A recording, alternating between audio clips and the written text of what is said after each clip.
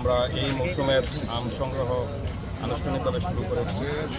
আপনারা জানেন যে চুয়াডাঙ্গায় প্রায় 2300 হেক্টর জমিতে এবার আম চাষ হচ্ছে এবং সেটা প্রায় 12,000 কৃষক যারা বাগানের মাধ্যমে আম চাষ করে। এই চুয়াডাঙ্গায় 12,000 কৃষক আছে। আমের উৎপাদন আনুমানিক 35,000 মেট্রিক টন। লিঙ্ক আছে, একটা ওয়েবসাইট আছে, এই সাইটে ঢুকে আপনি বাগানে কি ধরনের কি কাজ করছেন সব কিন্তু সেখানে এন্ট্রি থাকবে।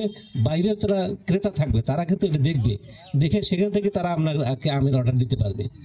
যদি সেরকম দেয় তো সেক্ষেত্রে আমরা কিন্তু বাজারের মূল্য অনেকটাই আমরা পাবো আশা করি।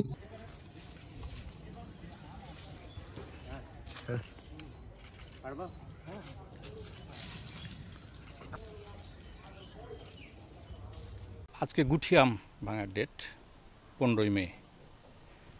এরপরে ক্রমান্বয়ে ডেট আছে, 22 তারিখ আছে গোপালভোগ, 25 তারিখ আছে রানীপোষণ লক্ষণভোগ, 30 তারিখ আছে ক্ষীরসাপাত, এভাবে চলে যাবে।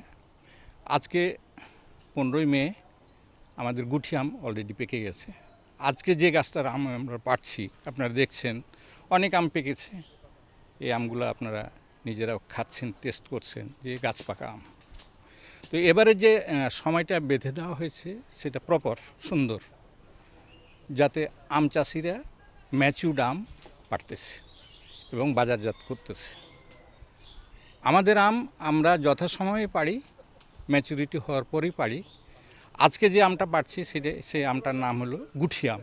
কিন্তু গুঠি আমের কিছু কিছু নাম আছে, মানে যত ব্র্যান্ডের আম, 7-8 প্রকার ব্র্যান্ডের আমের পরে যত আম আছে সব গুঠি আম।